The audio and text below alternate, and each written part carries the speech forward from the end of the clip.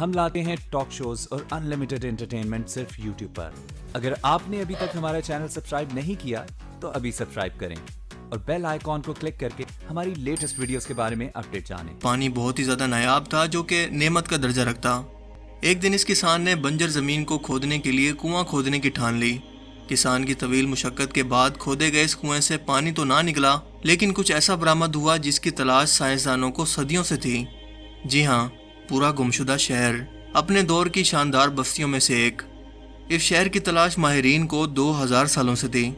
یہ شہر جس قدر حیرت انگیز ہے، اس سے بھی حیرت انگیز ہے اس کی کہانی، کیونکہ یہ شہر تھا پومپئی. دنیا کی تاریخ کا ایک ایسا بدقسمت شہر جو کہ 2000 سال قبل 79 عیسوی کے اندر ایسے تباہ ہوا کہ جیسے کبھی موجود ہی نہیں تھا.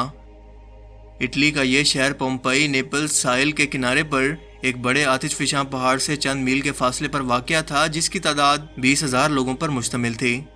لیکن اپنی اخلاقی بستی، بدعمالیوں اور ہر طرح کی برائیوں، خاص طور پر قوم لوط کی طرح ہم جنس پرستی کے عمل کی وجہ سے اس پر اللہ تعالیٰ کا عذاب نازل ہوا. اور اسلامی حکومت کی ہر نشانی کو خاکستر کر دیا ہے.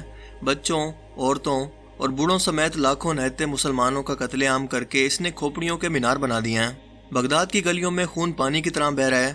علم اور ریسرچ کی کتابوں کو پانی کے اندر ڈال دیا گیا ہے اور وہ تعداد کے اندر اتنی زیادہ تھی کہ ان کی سیاہی سے پانی کا رنگ کالا ہو چکا ہے.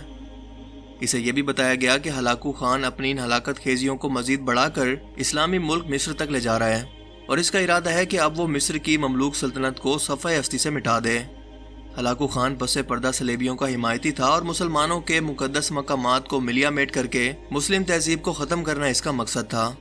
برقع خان کے جاسوسوں نے اسے یہ بھی بتایا کہ ہلاکو خان یہ کارنامہ سر انجام دے کر منگول سلطنت کا خاقان اعظم یا چیف بننے کا ارادہ بھی رکھتا ہے.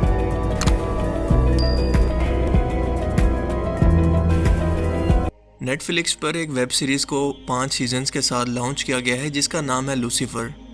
یہ شیطان کے کئی دوسرے ناموں میں سے ایک ہے جو کہ بائبل یعنی انجیل میں آیا ہے. اس ویب سیریز کا مقصد لوگوں کے دماغ سے شیطان کے ایک برے امیج کو نکال کر اسے انسانیت کا خیر خواہ اور ان کا دوست یا ہمدرد دکھانے کی کوشش کرنا ہے. سچ کو جھوٹ اور جھوٹ کو سچ دکھایا گیا ہے جو کہ شیطان کی فطرت ہے. اس کی کہانی بائبل میں بیان کردہ شیطان اور روحانی دنیا کے متعلق بیان کردہ حقائق پر بیس کرتی ہے، جس میں زیادہ تر جھوٹ ہے اور صرف کچھ سچ. مذہبی کہانیوں پر بیس کرنے کے باوجود اس کے تمام کانسیپٹ کو اس طرح سے توڑ مروڑ کر حقائق سے ہٹ کر یوں پیش کیا گیا ہے کہ اسے دیکھنے والے، جس میں نوجوان، بچے اور تمام عمر اور نسل کے لوگ شامل ہیں، اس سے خوفزدہ ہونے کی بجائے کسی سپر ہیرو کی طرح اس سے متاثر ہوں اور اسے فالو کریں. ایک ایسا ہیرو جس کے پاس شیپ شفٹنگ، امورالٹی یعنی کبھی نہ مرنے کی سپر پاور، ٹائم مینیپولیشن اور اڑنے کی صلاحیت بھی موجود ہے. وہ لوگوں کی سوچوں کو پڑھ کر انہیں بہکا سکتا ہے. وہ برا نہیں ہے بلکہ انسانوں نے اسے برا بنا کر خود سے پیش کیا ہے. فالو کریں، لائک کریں اینڈ شیئر کریں.